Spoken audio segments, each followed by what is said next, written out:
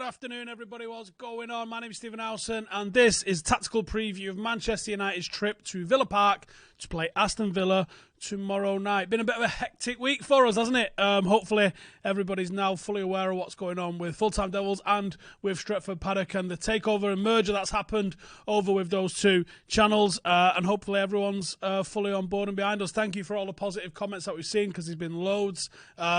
Just thought it best to just chill on the uploads on my channel for a couple of days, because let's be honest, next week looks hectic, doesn't it? And it's been very busy in here anyway, as we've been facilitating that move over. But now there is football again to talk about. I was going to do a transfer talk last night. I was going to do a warm down. I thought, you know what? Let's just leave it. Let's just concentrate on the match day stuff. Make sure everything goes smoothly with Stretford Paddock. But here we go. We are talking about Manchester United and our trip to Aston Villa in the hunt for top four, which is now in our hands.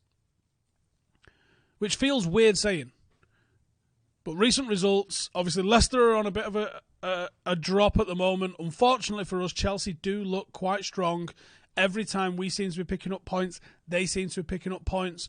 And even though we've been on this 16-game unbeaten run, we just failed to capitalise at the right time to be able to get in above Chelsea. And I'm not sure that we're gonna. But I do think we can get in above Leicester. And ultimately, all we got to do is sneak in that fourth spot, and that will do me for progress this season. Obviously, I want to add a couple of cups to that. But in terms of progress, I think you could definitely count a couple of trophies, or even one, and a fourth place finish as progress. We haven't done that since Sir Alex Ferguson left. We haven't finished inside the top four and won a trophy. We've done either or. So that's something that United definitely have to start doing. Righty then, let's see what Ollie's been saying ahead of the game. A little bit of team news, a little bit about Villa, and then my team, and let's have a crack at how it's going to look. So Ollie on Villa, he says, I think they've shown since lockdown that they can hold their own. They've been in tight games, the games they've had. You can see that they've clearly worked on their shape, and their counter-attacks are one of the most powerful in the league. They spring quickly, so you've got to be ready, and set plays, good deliveries, and good first contact players. Of course, there are some individuals in there, which he talks about. Grealish, he says, he caused us problems. He scored a fantastic goal, but I've seen lots said and lots talked about him, and we need to be aware of him. Whoever is close to him, if he's off the left or if he's in the middle on the right, what he does is attract players and he creates space for others. Talking about the top four chances, he said, we just focus on this one, then the next one, and if we win every single one of them, we're in the top four. I love that. We cannot rely on help from anybody else. We just have to do it ourselves. That's to grow as a team and know going into next season we can be put a different challenge to other teams in front of us. Now, people are calling it the post-Bruno Premier League table. I'm going to call it the post-Ashley Young Premier League table. Manchester United are top of it, undefeated. Obviously, I don't think that's going to continue throughout a full season, but the progress is absolutely crystal clear for everybody to see. There is obviously recruitment needs to happen. Jack Grealish, the thumbnail, definitely could be one of those that are recruited, especially with the amount of people in the rough position he plays that could be leaving. But we're going to see about that on another day. It'd be interesting to see if he plays, I think. Team news-wise, Ollie says he's got a full squad to pick from apart from Phil Jones and Axel Tuanzebe, which is, I think that's been in every single one of these post-lockdown in terms of my notes. Victor Lindelof is a doubt, but Ollie did say he was back, and he has trained in the build-up, so I'm going to start him, but we'll talk about that once we get into the teams. Tyrone Mings and Grealish picked up knocks against Liverpool on Sunday, but Dean Smith has confirmed that they've both since trained. Heaton, Target and Wesley are still sidelined with long-term injuries, and Frederick Gilbert and Bjorn Engels are yet to feature since the restart. Past meetings, Villa held us to a 2-2 draw at Old Trafford in December, but haven't beaten us in the 10 years prior. December 2009 was the last one. Villa's last Premier League win against United before that game was all the way back in 1995 at Villa Park. United were unbeaten in 15 games, winning 11 and drawing 4. 3 of those 4 draws came at Villa Park, though, with United winning the other 5 in that 15-game run. So it is a place that we can certainly go and get 3 points, and that is exactly what we should be looking to do. Managerially, they've only played each other once, and that was a 2-2 draw at Old Trafford. Form-wise, United's now 16 games, 12 wins, 4 draws. Since the 2-0 defeat at Liverpool 6 months ago, United have won 7 and drawn 3 of their last 10 away Premier League games, where we've only conceded 4, but we have scored 25 goals. Our last 3 results, 5-2 against Bournemouth, 3-0 against Brighton, 3-0 against Sheffield United. Can't say fairer than that. 5 of Villa's 7 Premier League wins have come at Villa Park, but they failed to win any of their last 5 games at home. They're on a 10-match winless run. I don't like these stats because these are where they always come to an end in it. Lost 8 and drawn 2, scoring just 6 goals in that period, but they have faced 5 of the Premier League's top 6 in their last 7 games, which is pretty unfortunate for them. They lost 2-0 to Villa. They lost 2-0 to Liverpool. They lost 1-0 to Wolves, and they drew with Newcastle. Let's have a look at Villa a little bit. They currently sit 18th in the Premier League, banging the relegation zone, 4 points behind Watford and West Ham, but they do have a game in hand on the former. Dean Smith has commonly used a 4-3-3 17 times this season, with El Ghazi on the right and Jack Grealish on the left of either Wesley or Samatta up front. Against United last time out, they used the width effectively, counter-attacked by giving it to Grealish down the left, who would probably be the one to either cut in or cross the ball in for a target man. He'd be the one to watch for Villa. Obviously, everything goes through him. I think Casey was talking me through some stats earlier, and one that he mentioned was Grealish receives the ball about 500 times more than any other player in the Villa side. Literally everything they do goes through him. If you stop him, you've got a massive advantage going for you. But stopping him's not easy because he's a very good footballer. Attacking set pieces, they have scored 12 goals from set pieces in the Premier League, which is a third of their goals that they've scored altogether. So you have to be well on top of that. And getting shots away, they've averaged 12.1 shots on goal per game this season, with a third of those, 4.3, coming from outside the box. Weaknesses, they're shit after taking the lead, which is bananas. They've gone and dropped points in 9 games where they've led. Defending counter-attacks, and this is good for United, Villa regularly get caught out on the counter, and with the pace at United's disposal, it could be a very, very serious weak point as they try and search to get 3 points. It might really suit United that they have to come out and play us, because losing is about as effective as drawing. They're going to have to come out and try and beat us, which I think definitely plays into United's hands. Speaking about Grealish, he could very well be playing for United next season, but he's definitely the threat that they're going to be putting every single thing through whilst he's still a Villa player, and obviously scored that stunning goal at Old Trafford early in the season. Tells you everything you need to know about his talent and temperament in a big game. In this shite Villa team, he's contributed 15 goals in 35 appearances in all comps, 9 goals and 6 assists. Most commonly featured on the left, but Dean Smith has utilised him centrally and sometimes the most advanced of a 3, sort of like a number 10. He's created 82 chances in the Premier League this season. Only Kevin De Bruyne has created more. You can't argue with that. That's mint. Total menace with the ball at his feet. No one being fouled more than him, which is a ridiculous 151 times in the Premier League. Will Zaha is the closest, and he's only 106 times. People go, well, he dives a lot. Do you know what? I think you're probably right. I think he does dive a lot. But the fact that he's more than 50% more than the next most fouled guy shows you how often he's on the ball and how vital he is to this Villa team. I don't necessarily see it as a negative. I know Graham Souness went off, but it's fucking Graham Souness. Graham Souness went off on one talking about Grealish and how often he gets fouled, and he's like, I'd love to play against him. He'd fucking have you on toast, mate. You're a fucking dinosaur. Right, Bruno Fernandes. Obviously, he's going to be United's key player. It's got to be him. Only Martial has scored more Premier League goals with 8 than the 6 that we've seen Bruno. Nobody has provided more assists since he's been in England with 5, and he'll be looking to make things tick again against Villa, a team that we dropped points again this season. Solskjaer has rightly used him as much as possible in this hectic period, but he's now had a much-needed 5-day rest since the Bournemouth game.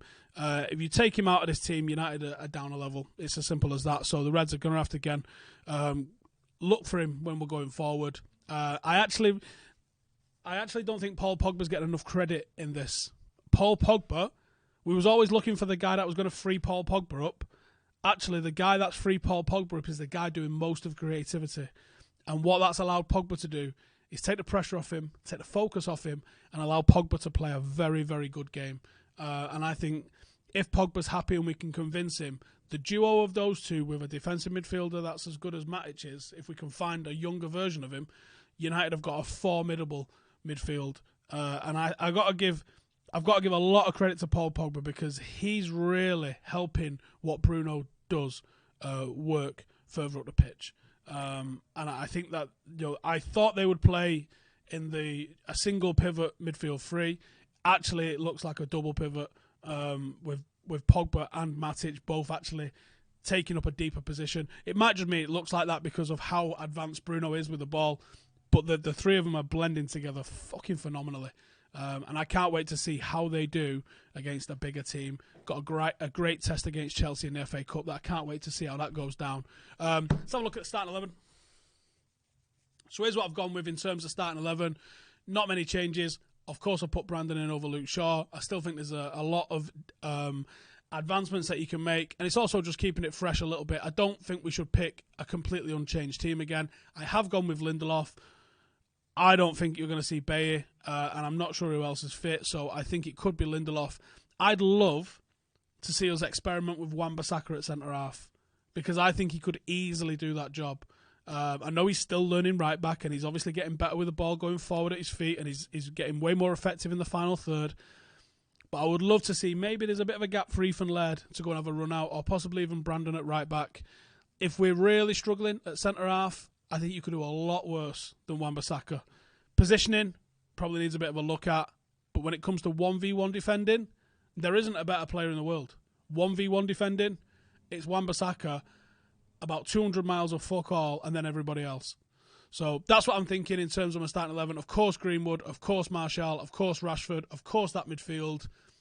I could see some potential changes in defence, as I expect that we're probably not going to be too rattled by Aston Villa. I also wouldn't be surprised if Matic gets a rest, because I think Matic is going to be very key. Matic will not play all 3 games next week, and if he does, I think that's probably a mistake. I'm going to see what you guys on Patreon in the comments. Give the video a like if you're enjoying it so far, and subscribe if you are new. My Discord has crashed. Let's get it back on. Shaw looks like the mainstay in the team. I like Williams, but I think he's keeping Shaw. We'll see. Will there be rum and coleslaw on the watch-along? I am on Stretford Paddock tomorrow. We've got me, Mac, Jay and Joe on the watch-along. I don't know if I'm getting twisted just yet. It depends on if I've got a lift home or not, because I'm still not getting public transport. And obviously I don't drink and drive, because that's an absolute bellend trick. Righty. When do I think we'll see Mengi get a chance? Is it too much of a risk right now? Yeah, I think it is. I don't think we'll have top 4 confirmed early, so I'd be very surprised if he gets in the league. But if he gets on the bench, I think that's about as good as you could ask for, and I think that'd be fine. Ollie said there's 4 players that he feels sorry for now because their colleagues are performing. It's hard to fit them in. How long before we change it up, even if the fitness and recovery of this 11 is at optimum level? There's no way he plays like the last 3 games were the same 11. There's no way that happens tomorrow and then for the next 3 games. There's no way that he plays 7 games with an unchanged 11. It's going to get mixed up at some point in here. It's where Ollie thinks it's the best opportunity. It might be tomorrow. Junior says he's Ethan Laird ready to take the piss at right back. Ethan started training today. I've been chatting to Ethan quite a lot over lockdown. He's been very excited to get back in training. He had his Rona test over the weekend, Thursday or Friday. Thursday it was. And he's obviously got the results back. Everything's happy days. He started training today. So it's far too early for him to be certainly in a starting position. Probably too early for him to be on the bench. But we'll see what happens with him. He's certainly a player that can do bits. So we will see. In the transfer window, who would I sign for the squad department? I think Grealish. Because I think Grealish isn't going to come in and take anyone's starting 11 place. But if we lose Mata, Pereira and Lingard, which we could, well, he plays more than all of them. And he plays more regular than all of them. And he's better than all of them. So it would make perfect sense to have one guy doing the job of all of those. And it's probably cheaper with the wages. Honest percentage on how confident I am that we win the next 5 games, what would it be? 40%. I think we're going to lose one.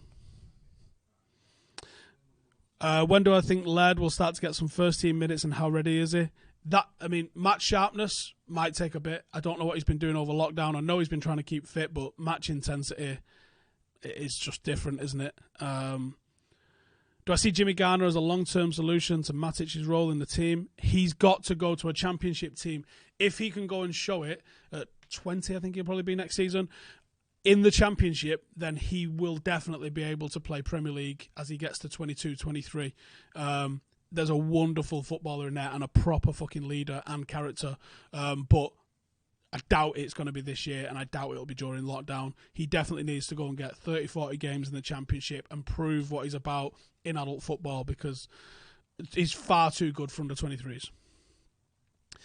Victor may not be available, according to Ollie. Do I think Scott would be adequate cover at centre-half in one-off games, given the injury record of the rest of the centre-halves? I think he would probably play Bailly first, although I don't think he's enamoured with him. But yeah, I think he'd probably go with him first, I think.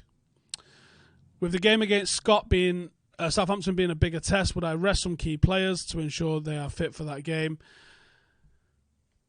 I don't know where you rest, but like I just said, there's no way you go 7 games with an unchanged 11. So this is where Ollie earns his money, is by getting the rest correct.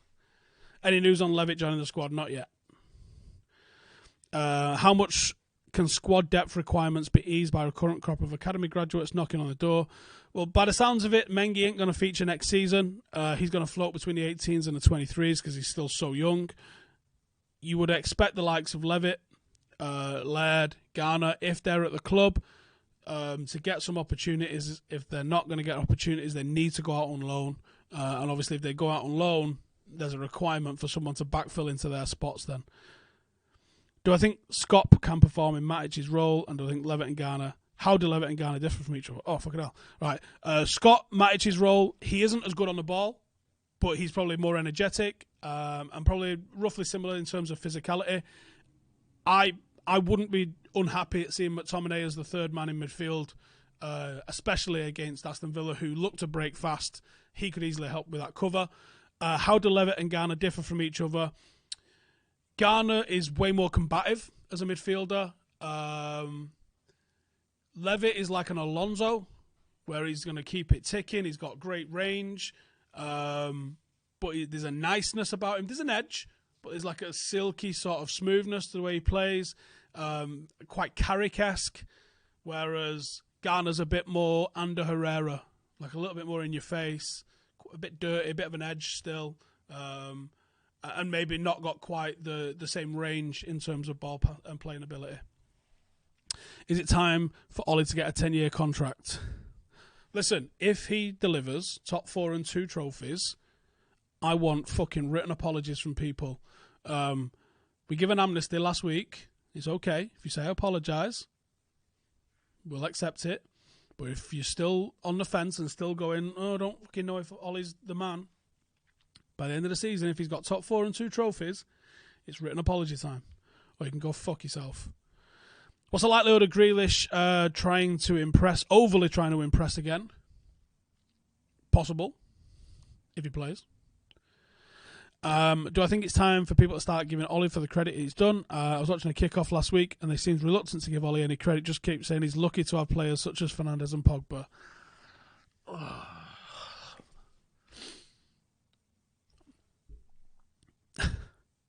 I don't know what to say on that.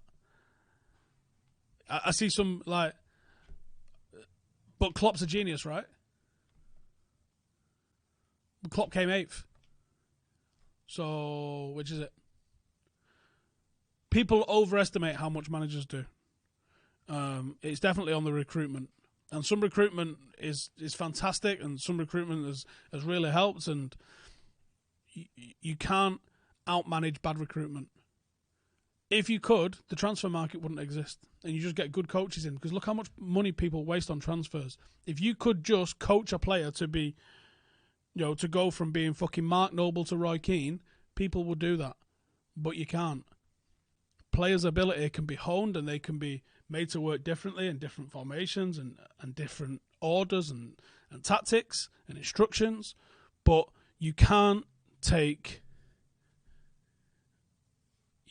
shit and make gold. You can only roll it in glitter. You know what I'm saying? I feel like since the restart, Rashford is playing a lot deeper and driving at his fullback less. Do I notice any changes in his game? And do they worry you?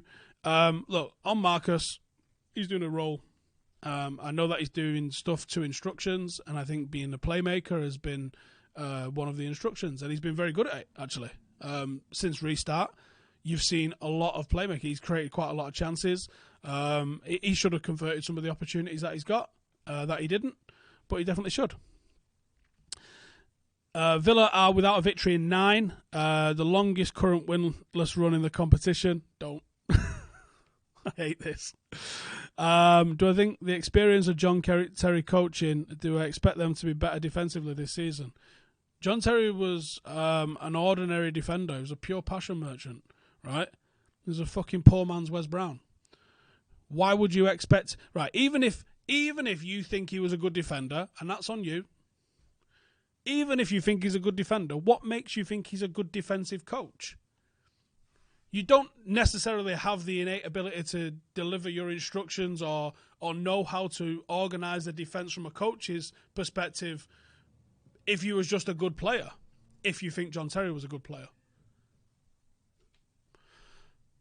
I don't understand why people think, oh, he was like, why isn't Maradona one of the best players, one of the best managers ever?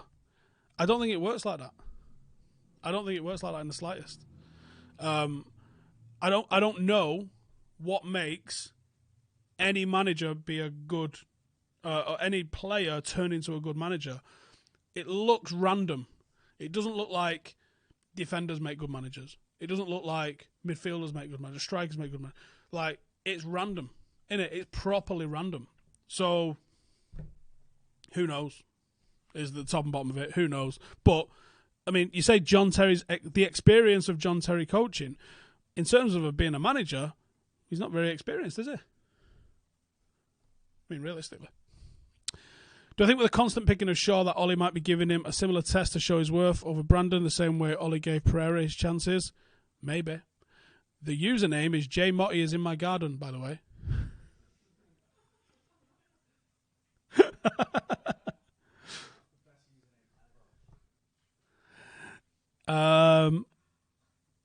The next comment from Loki is the exact same comment, essentially. I don't know. Maybe.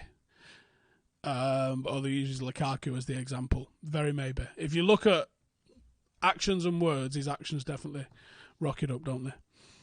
In Matic, Scott and Fred, do I think we have enough depth in that 6th position? So rather than going after Niguez, Ollie could be going for Grealish to help give us options in case Pogba and Bruno gets injured. I think you can do both. Because I think you still need that definite starter, and I don't think Grealish is that definite starter. I think you have to improve the starting 11. I definitely think there's going to be a squad depth requirement. If Mata, Pereira, and Lingard, and Angel, although he's not played, all leave, it's a lot of players from that one area. If you bring in Grealish, you go, okay, so providing he stays fit, sound. And then other players could, fill in in an emergency, but that would be the one for me. Do I think Williams will finally get a start? I hope so. It'd be a lot better on it if he did. The Premier League in the comments says, I want Ollie to have Koulibaly. I thought you were supposed to be impartial. Okay. My take on Souness's comments on Grealish, I did cover those earlier. It's fucking Souness. Stop giving him any fucking sort of credence because he's a widge. United playing well down to the players and not Ollie. Doesn't even talk to the team during the breaks. Okay, Daniel. Yeah. I'm sure he's just sitting there just going,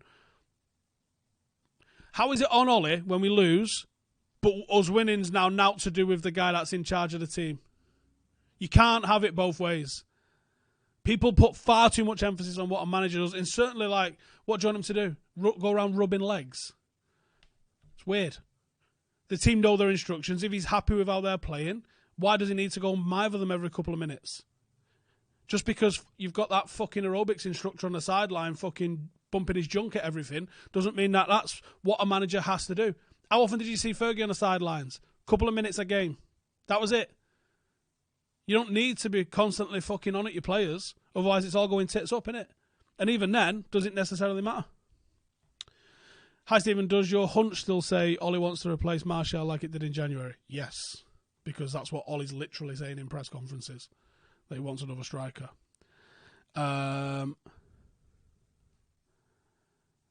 Ollie screamed at Lingard if he loses the ball again, he's fucking off, and people think Ollie doesn't do anything. You know what I mean? People are literally just deciding what they want to see. Ash says score predictions. I like that as a comment, and I'm going to say, lads, what do you think is going to be the score tomorrow night? Let me know in the comments. I'm going to wrap it up here. I'm going to leave you with my score prediction. I'm going to say, I think we're becoming 3-0 FC. So I'm going to say 3-0 to Ollie's Tricky Reds. Cheers for joining us. Make sure to check out the Patreon group in the description if you're new around here, or if you like any of the merch that we've been doing or anything that's been going on with Stretford Paddock FC, then StretfordPaddockFC.com is the place for all that sort of stuff.